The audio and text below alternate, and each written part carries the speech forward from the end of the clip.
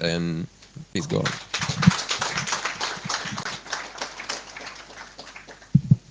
Okay, thank you.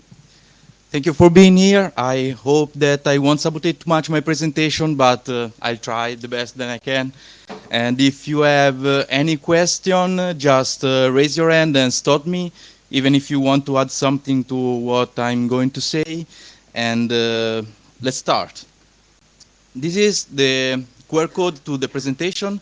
If you want to try something on of what I'm talking about, maybe it's better if you get the presentation because there are a lot of links, and I'll show it again at the end. Queen, you don't have to take it now. In the meantime, I introduce myself. I am Stefano Fancello. I am a software developer, and I work for NetServer, that is a small Italian company. And we make business with open source since 2003. And last week we celebrate our 16th birthday. Let's see what I'm going to talk about. Okay, first I'm going to tell you why we use Janus and how we use it. And then I'll show you how you can install Janus on NetServer. That is our Linux distribution. I'm going to talk about this more. And then how you can leverage the packages that we do for NetServer to install Janus on a CentOS 7 that is pretty legacy. And at the end, I'll try to see how we can apply those things to other type of deployment. And in this part, I'd like you to contribute by giving the feedback, telling how you use Janus, how you deploy Janus, and try to get a general rule. Okay, what we do in NetSys is take open source software and stack them together, adding more software that we write that is pretty much almost everything open source. And then we glue everything together. Since we needed a way to deploy that, we created the Linux distribution. At first, we used NetServer. Maybe you heard of it if you are old enough. But at some point, we had to fork it. And now we have our Linux distribution. You maybe heard of it because sometimes it climbs ranking on DistroWatch. It's based on CentOS. It is just a layer above CentOS that allows to configure in an easier way all the system. Above this, we deliver a product that is NetVoice. We also sell a lot of other stuff, but it's not interesting now, and I'm going to talk only about NetVoice. NetVoice is a PBX that has a CTI, that is a computer telephony interface, and this is mainly it is targeted for inbound call centers, but is multi-purpose. It is made on Asterisk. Then we have FreePBX, some FreePBX modules that we have made. Then we have an API server and a web interface that use Angular and communicate with the REST API server. On the client side, we have the CTI that use a node server to communicate with AMI, and obviously Janus gateway for the soft phone in the browser. Okay, why we choose Janus? Before using Janus, we used zipML5, that is a JavaScript zip client, quite old, probably you already know of it.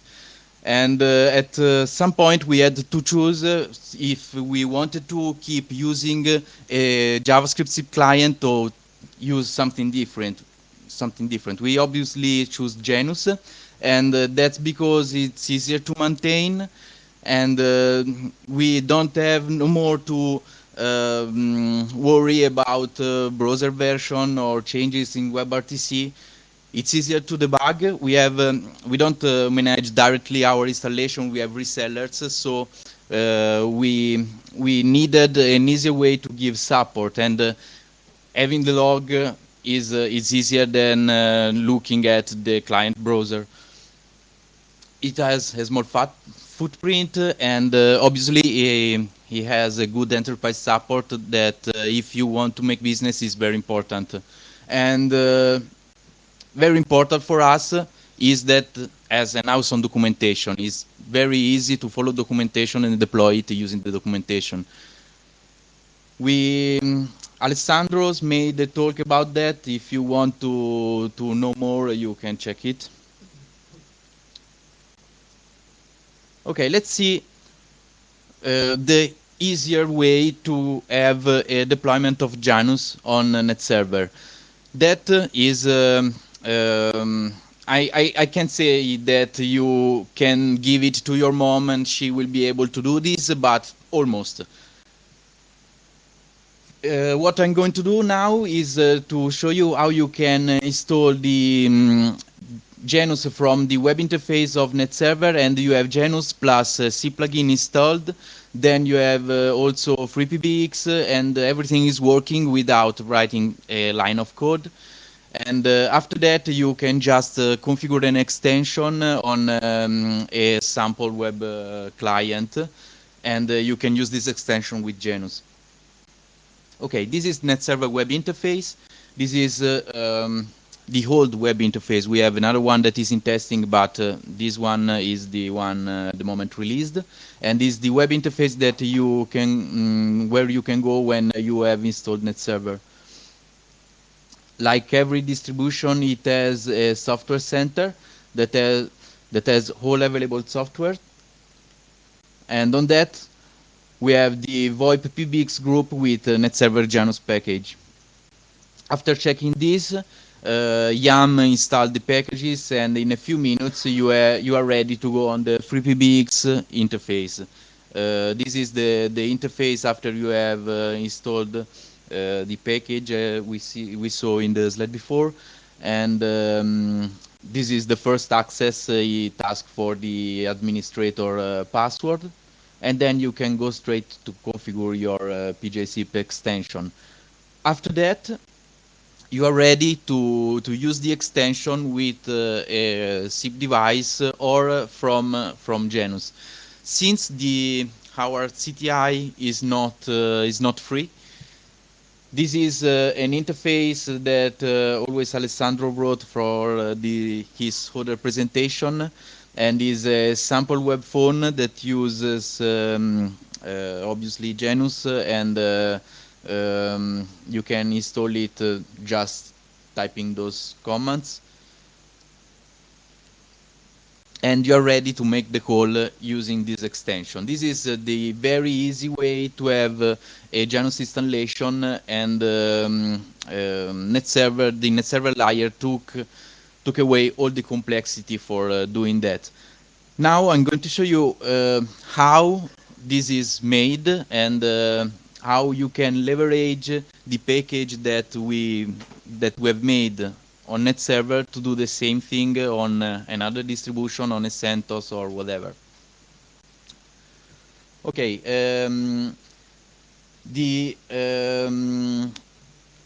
this is for installing it on a CentOS 7 or Red Hat Enterprise. You can use the package we have done, just browsing our repositories. Our repositories are browsable only for testing purpose. If you want to use those packages in production, maybe it's better if you install repos. We'll see it later how to do it. And if you want to make any change on the package, you can check out our GitHub, and also you can make us a pull request if you want to add something. In this case, for instance, we use the SIP plugin, but if you want to configure some other plugins, for instance, I don't know, video room, you can just add the configuration to our packages. And if you make a pull request, we have a build system that with Travis CI that will build the package for you. Okay. This one is if you want to use our packages in production, this is the repo you have to add. It is better to use repo instead of installing directly packages, because of course if we update the package with yum update, you can update your package too. And just remember, if you want to use only a few of those packages, to remove the other from the include packages line. And let's see what those packages do. The Janus Gateway package is the main package. It contains the Janus, and we used the /opt/Janus prefix. That means that everything you find everything related to Janus under the /opt/Janus directory.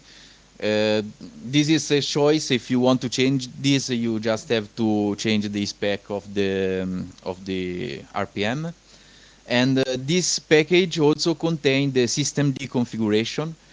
The systemd configuration is pretty much the same of the one shown in the Mitico documentation. The only thing that we changed is the restart directive. We use always instead of on abnormal, because it fails in certain conditions. Another thing you have to worry about are dependencies. Janus needs an updated version of libnice. At the moment on CentOS 7 you have the 0.1.3 version that is really too old. It doesn't support changing the RPT port range, and chatting yesterday with Lorenzo, he also told me that the last version of libnice is better, because don't break under heavy load. And so you have to update the libnice version. You can use the one build, and if you want to make some change, that is the GitHub where you can do it. And also you need an updated version of libsrtp. On CentOS 7 you have I think 1.3, but you need one equals or greater than 1.5. We in this case also changed name of the package in libsrtp 15. For we needed to avoid conflicts with other packages we have, and you probably want to change this, but it's not necessary. If you change this, just remember to change it also in the spec file of the Janus Gateway package. And last, we have the NetServer Janus package, and this package is the one that is more interesting, because you can't install it on CentOS because it requires all NetServer libraries. But it can be useful if you don't use NetServer 2, because you can use it as blueprint for what a sysadministrator have to do to configure and install Janus on a CentOS. Or also you can take it as a list of things that you can automate when you install it on other distribution.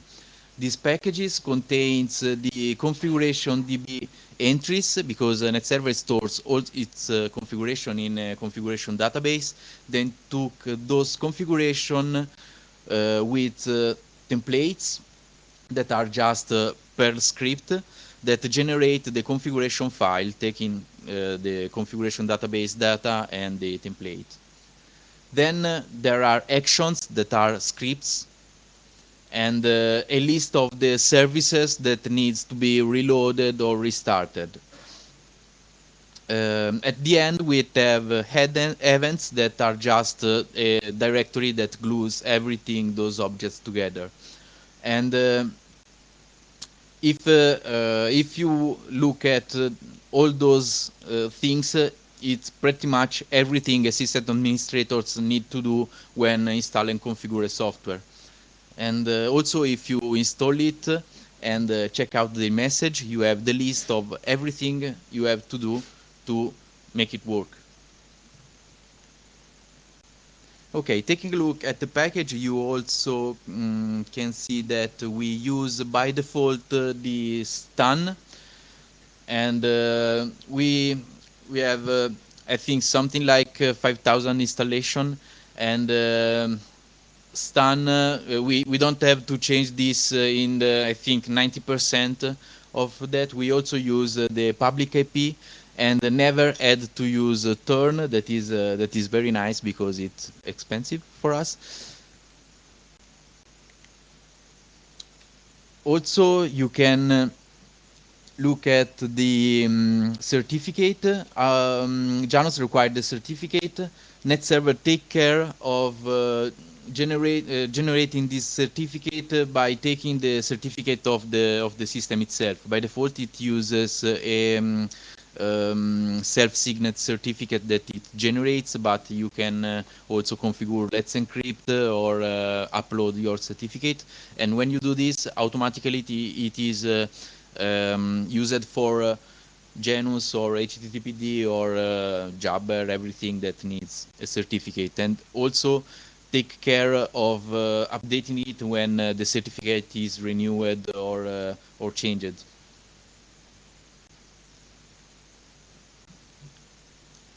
On the servitors just side, we just need to reload HTTPD because we use proxypass, and this part also take care of making sure that Janus is started on boot. So if you install Janus on CentOS, you have to remember to start it at boot.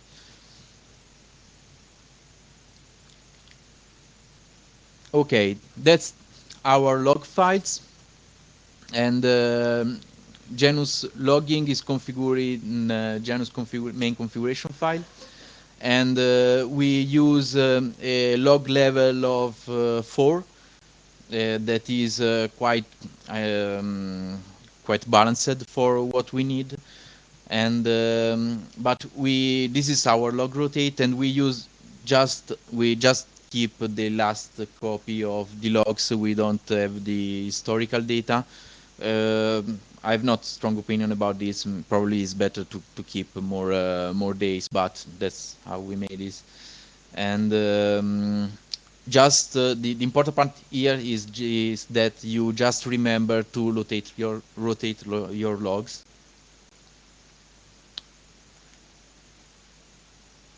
Okay, we also use proxypass as is suggested on documentation, and this is better because you don't have to open a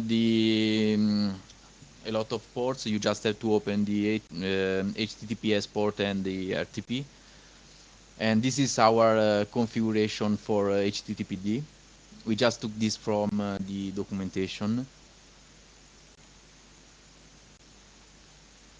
Okay, now this is what we have done, and those are some general rules that I tried to extract from what we have done for using it on NetServer.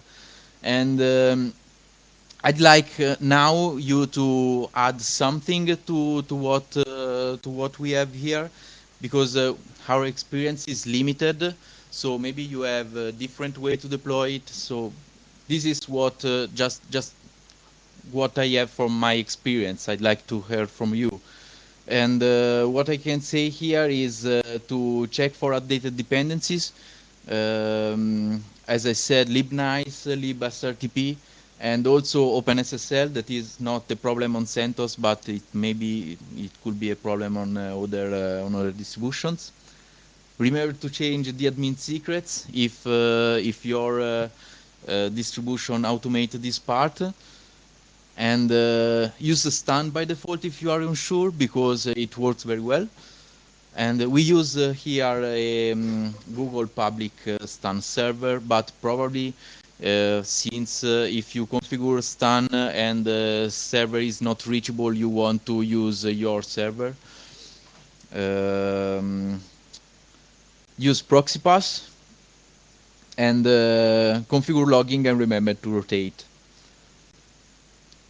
And at last, read the documentation, because The Janus documentation, as I said before, is very well done. It said pretty much everything we needed to know to run it, to deploy it, and so read it. It's very important. Do you want to say something, add something on that? You have any question? Thanks, Stefano. Do you have any question or comments on what Stefano just told us? Maybe from a deployment perspective, I'm sure most of you have tinkered with that. I'll just Okay. I'll just add a couple of comments from our Yeah. own experience, just because I'm not the greatest expert in how we deploy things, because I'm just the monkey typing the code in the in the editor. But what I can suggest is definitely use a much more recent version of libnice, as we discussed. Typically, I think we use something that is either very close to master or master itself, mostly because one, it fixes the bottleneck performance that I also discussed during my introduction slides, but it also fixes many connectivity issues in libnice itself. So there are chances where slightly older versions of libnice are not able to complete ICE successfully, even in scenarios where they could.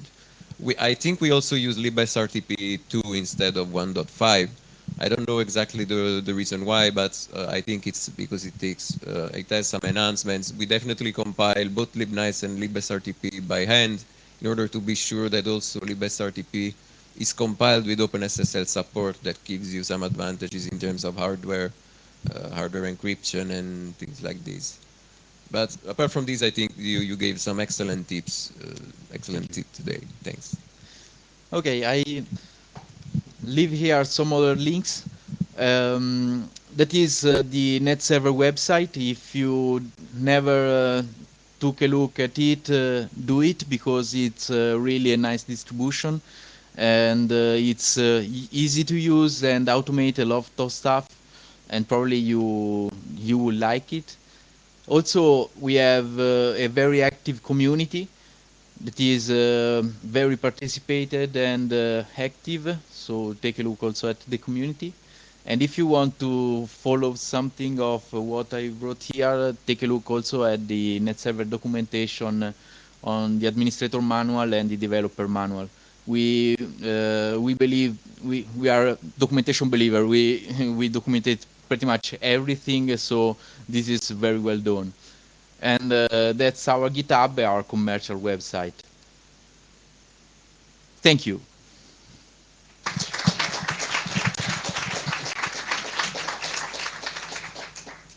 Thank you, Stefano. And don't forget to scan that barcode if you want to have access to